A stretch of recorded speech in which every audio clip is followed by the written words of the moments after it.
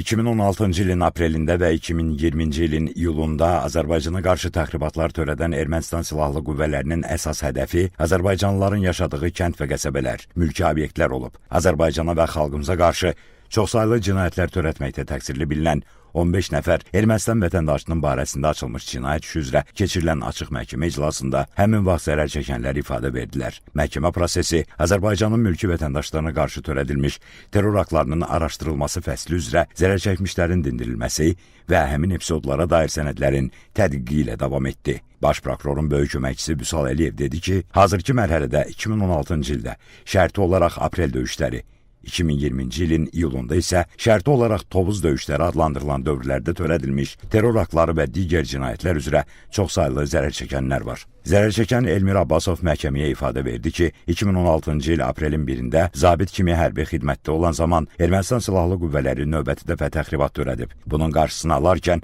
düşmənin atdığı artilleriya mərmisinin partlaması nəticəsində yaralanıb. Dövlət ittihamçısı Vüsal Abdullayevin sualına cavabda dedi ki, həmin vaxt Ermənistan silahlı qüvvələri müharibə qanunlarına zidd olan hərəkətlər törədərək qadağan olunan mərmilərdən istifadə edib. Azərbaycanın yaşayış məntəqələrini istifadəsi qadağan edilən, kütləvi zəhərlənmə yaradan yandırıcı mərmilərlə vurub. Zərər çəkən ifadə verdi ki, həmin gün Ermənistan silahlı qüvvələri mülki obyektləri hədəfə götürüb. Azərbaycanlıların yaşadığı kənd və qəsəbələri atəşə tutub.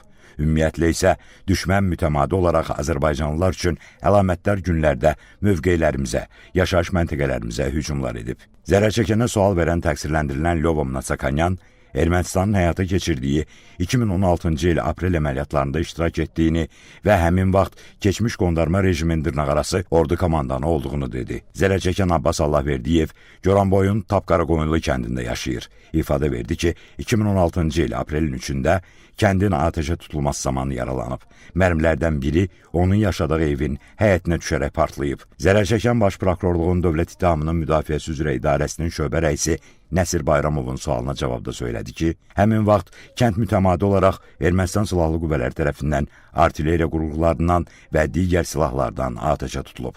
Zərər çəkmiş Elvin Kərimov isə dedi ki, onun yaşadığı Füzulinin Alıxanlı kəndi də mütəmadi olaraq Ermənistan silahlı qüvvələrinin atəşinə məruz qalıb. 2016-cı il aprelin 4-də qonşunun həyətinə düşən mərminin partlaması nəticəsində yaralanıb. İclasda zərər çəkən təqsirləndirilən şəxslərin də suallarını cavablandırdı. Zərər çəkən Anar Abdullayev isə Ağdamın Çəmənli kəndində yaşayır. İfadə verdi ki, kənd o zaman Ermənistan silahlı qüvvələri ilə təmas xəttində yerləşib. Düşmənin dəfələrlə atəşinə məruz qalıb. 2016-cı il aprelin 27-sindən 28-nə keçən gecə qonşuluqda yaşayan dayısının həyətinə düşən mərminin partlaması nəticəsində yaralanıb. Hadisə zamanı 2 nəfər mülki şəxs öldürülüb. Yaralananların sayı isə çox olub. Kənddəki evlər dağıdılıb. Mülki sakinlərə həm də maddi ziyan dəyib. Zərər çəkmiş şəxs qismində tanınaraq dindirilən Sirdaş Kərimov da 2016-cı il aprelin 27-sindən 28-nə keçən gecə Ermənistan silahlı qüvvələrinin Ağdamın Çəmənli kəndini atəşə tutması nəticəsində zərər çəkib. Baş prokurorun böyük köməkçisi Vüsal Əliyevin sualına cavabda dedi ki, gecə saatlarında qohum və qonşuları ilə birlikdə əkin sahəsində olduqları zaman düşmən əraziyə qrad mərmiləri atıb. Mərmilərdən biri onların yanına düşüb və partlayıb. Nəticədə xalası oğlu Famil Mustafayev yerindəcə həlak olub. O və digərləri yaralanıb. Yaralanan dayısı Əli Hüseynov isə növbəti gün aldığı xəsarətlərdən xəstəxanada ölüb. Dövlət ittihamçısı Fuad Musayevin sualına cavabda söylədi ki, həmin vaxt rayon Ermənistan silahlı qüvvələrinin intensiv atəşlərinə məruz qalıb. Təqsirləndirilən David Manukyanın sualına cavabda bildirdi ki, onun yaşadığı rayon, o cümlədən Çəmənli kəndinin sakinləri 1988-ci ildən başlayaraq Ermənistanın və ermənilərin silahlı hücumları, təxribatları ilə üz-üzə qalıb. Mülki Azərbaycanlılara yaşamağa imkan verməyiblər. Daim həyatlarına təhlükə törədiblər. Azərbaycanlıları öldürüb və yaralayıblar. Ev eşiklərini isə dağıdıblar. Həmin hadisə zamanı zərər çəkənlərdən biri də Zahir Rəhimovdur. Məhkəməyə ifadə verdi ki, hadisə zamanı yaralanıb və 25 gün komada qalıb. Baş prokurorun xüsusi tapşırıqlar üzrə köməkçisi Tuqay Rəhimlinin sualına cavabda dedi ki, indi də onun səhhətində ciddi problemlər var. Zərər çəkmiş Simran Quliyev ifadə verdi ki, 2016-cı il aprelin 4-də Ermənistan silahlı qüvvələri onların yaşadığı kəndi növbəti dəfə iri çaplı silahlardan atəşə tutub. Mərmilərdən biri onun evinin yaxınlığına düşüb və o yaralanıb. yaralanıb. Hadisə zamanı yaşadığı evə də ziyan dəyib. Zərər çəkən Məhbub Orucova isə 2020-ci il iyulun 14-də Tovuz döyüşləri zamanı zərər çəkib. Bildirdi ki, onların yaşadığı Qazağın Xanlıqlar kəndi mütəmadi olaraq hücuma məruz qalıb. İyulun 14-də Ermənistan Silahlı Qüvvələrinin atdığı reaktiv qüvvə ilə işləyən aparatın partlaması nəticəsində ayrılan hissələri evinin dam örtüyünə dəyib. Məhbub Orucova dedi ki, ümumiyyətlə, kəndin sakinləri 1988-ci ildən başlayaraq Ermənistanın təzyiq və hücumlarına məruz qalıb. Zərər çəkən Səlminə Əliyeva da Qazağın Xanlıqlar kəndinin sakinidir. Ermənistan Silahlı Qüvvələrinin atdığı top mərmisinin qəlpələri onun da yaşadığı evin dam örtüyünə dəyib. Zərər çəkən Vüqar Sultanlı ifadə verdi ki, 2020-ci ilin iyulunda Tovuz döyüşləri zamanı zərər çəkib. Dedi ki, həmin vaxt şəhid olan zabitlərimizin nəşlərini ərazidən çıxararkən Ermənistan Silahlı Qüvvələrinin atdığı mərminin partlaması nəticəsində ağır kəllə beyin travması alıb. İfadə verdi ki, həmin gün yaşayış məntəqələrimiz hədəfə alınıb. Nəticədə bir nəfər mülki sakin şəhid olub. Dövlət ittihamçısı Təranə Məmmədovanın sualına cavabda bildirdi ki, bütün beynəlxalq hüquq normalarını pozan düşmən artilleriya ilə sanitar avtomobillərini də hədəf alıb. Tibb işçilərinə atəş açıb, yaralıların və meyitlərin götürülməsinə imkan verilməyib.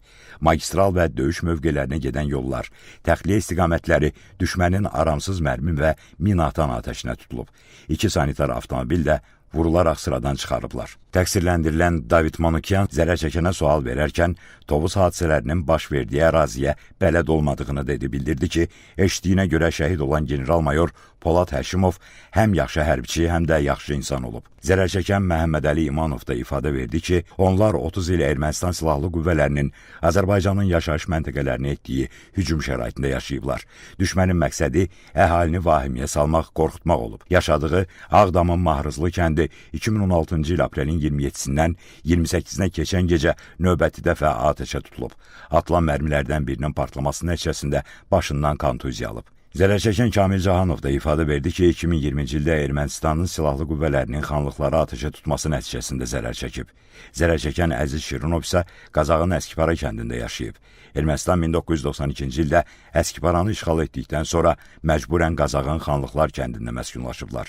Tovuz hadisələri zamanı düşmən raketlə kəndi atəşə tutub. İclasda zərər çəkənlər təqsirləndirilən şəxslərin, onların müdafiəçilərinin suallarını da cavablandırdılar. Zərər çəkənlərin barəsində olan məhkəmə tibbi ekspertiza rəyləri də elan olundu. Daha sonra iclasda Baş prokurorun böyük köməkçisi Vüsal Əliyev tərəfindən 2016-cı ilin aprelində Ermənistan Silahlı Qüvvələrinin mülki əhali yaşayan zonaları atəşə tutması nəticəsində öldürülmüş Azərbaycan vətəndaşları ilə bağlı hadisə yerinə baxış protokolları və ekspert rəyləri elan olunaraq tədqiq edildi.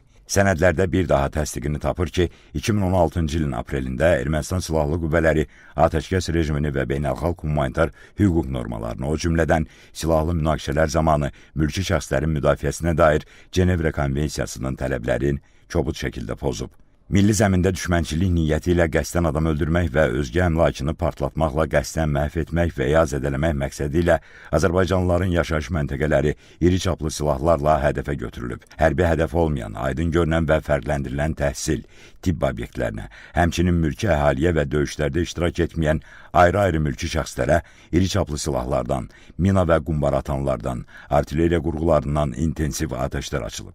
Nəticədə mülki azərbaycanlılar öldürülüb və yaralanıb.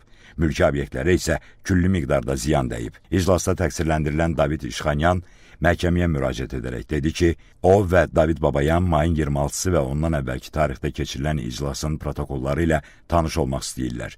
Həmin sənədlərin erməni dilində tərcüməsi ilə onlara təqdim olunmasını xahiş etdi.